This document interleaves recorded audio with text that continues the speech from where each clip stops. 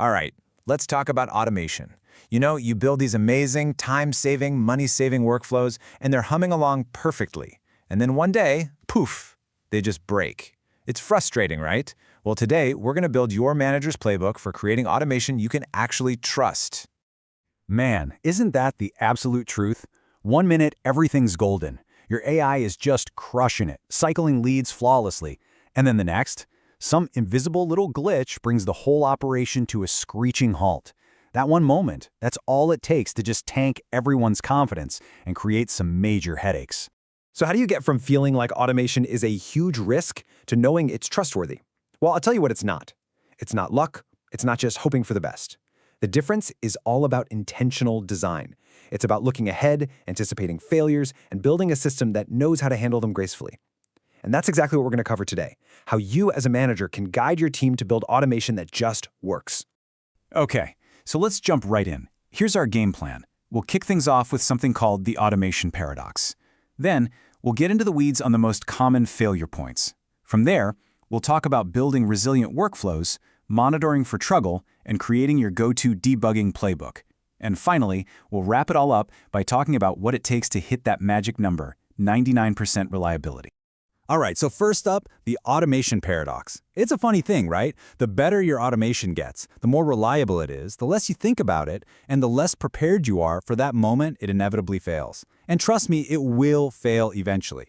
And that's why we need to know our enemy. We need to understand the most common failure points. These aren't, random bolts of lightning. They are predictable, knowable challenges. And once you know what they are, you can actually start to build a defense. So let's start with a total classic, API failures. Your workflow is trying to talk to another service, but that service is, well, it's having a moment. It's temporarily unavailable.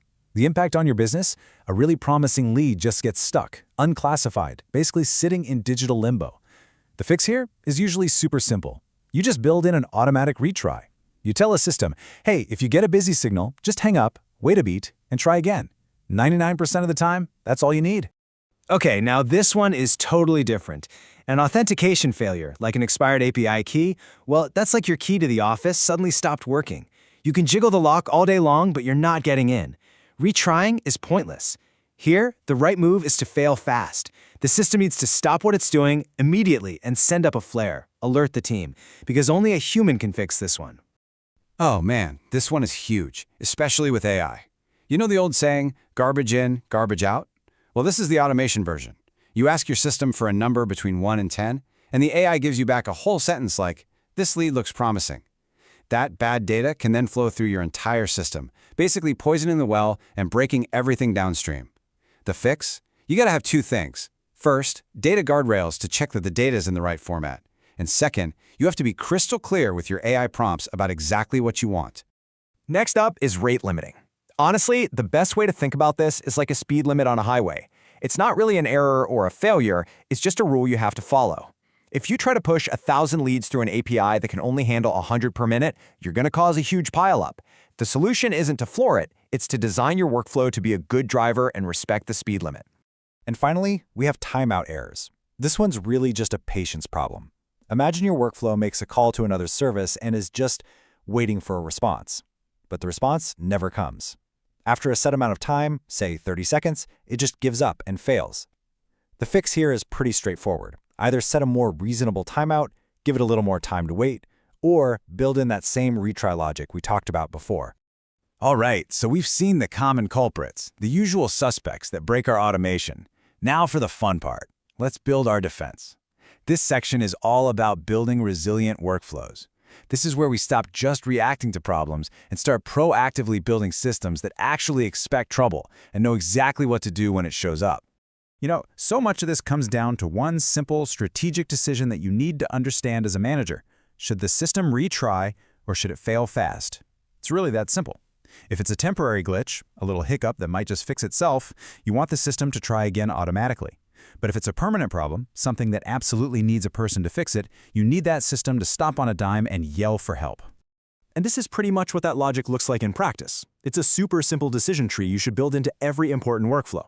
Step 1, try to do the thing. Step 2, check the result. Did it work? Awesome. Keep going. Did it fail? Okay, pause. Why did it fail? Was it a temporary thing like a rate limit? Cool, wait and retry.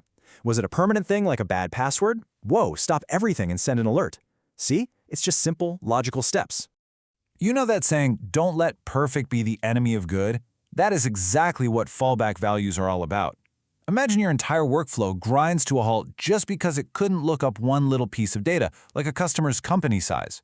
Is that worth stopping everything? Probably not. So instead, you just tell the system, hey, if you can't find it, just put in a default value like unknown and keep the train moving. It's a super practical way to keep things flowing. Okay, this concept is so smart. It's called a dead letter queue, but I like to think of it as a holding area or a quarantine zone for your data. If your workflow fails or produces a really weird result, the last thing you want is for that bad data to get into your pristine CRM or database. So instead, you automatically route it to this safe holding pen. It could be a Google Sheet, a Slack channel, whatever, where a human can take a look, fix the problem, and then reprocess it correctly. Okay, Section 4, monitoring for trouble.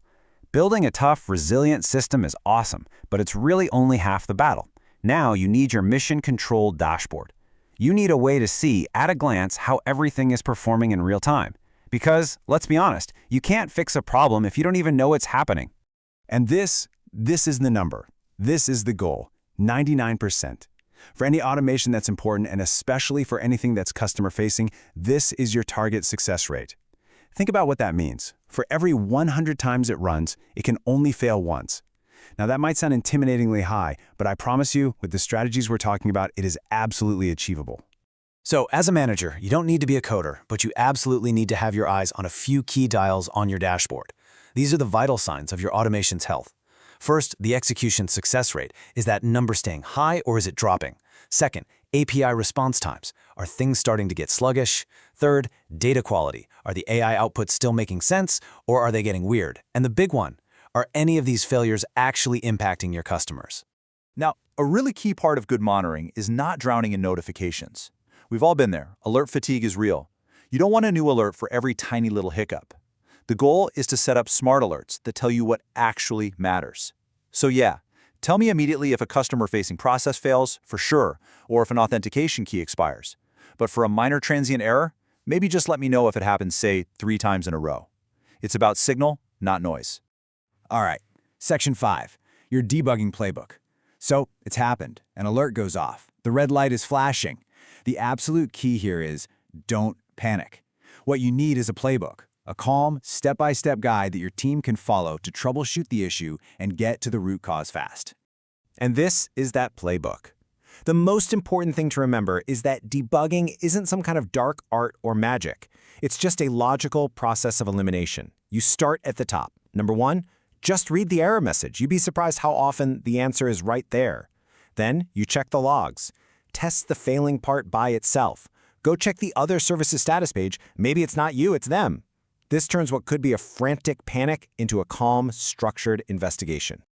Okay, let's bring it all home. Section 6, achieving 99% reliability. We've covered a ton of ground, right? From spotting problems to building solutions to monitoring them. Now, let's talk about putting this theory into practice and how to apply these ideas based on how important a given workflow really is to your business. This is so critical to understand. Reliability is not one size fits all. You have to match your level of effort to the business impact. So for something non-critical, like an internal process for enriching leads, hey, 95% success is probably totally fine. But for something important, like sending email notifications to customers, that's where we need to hit our 99% target. And for something truly mission-critical, like processing payments, well, you'd better be aiming for 99.9% or even higher. It's all about context. So if you walk away remembering just one thing today, please let it be this. Trustworthy automation really stands on 3 pillars. Number 1 is error handling, building those retries and fallbacks right into the workflow itself. Number 2 is monitoring, creating smart alerts that tell you when something is actually wrong. And number 3 is debugging, having that clear step-by-step process to find the problem and fix it fast. That's it. That is the whole system. And that brings us to the final question, the one I want to leave you with. Think about the automation you rely on right now. Is it truly trustworthy, or has it just been lucky so far? Because here's the thing about luck. Eventually, it always runs out. But trust is something you can build intentionally, one resilient workflow at a time.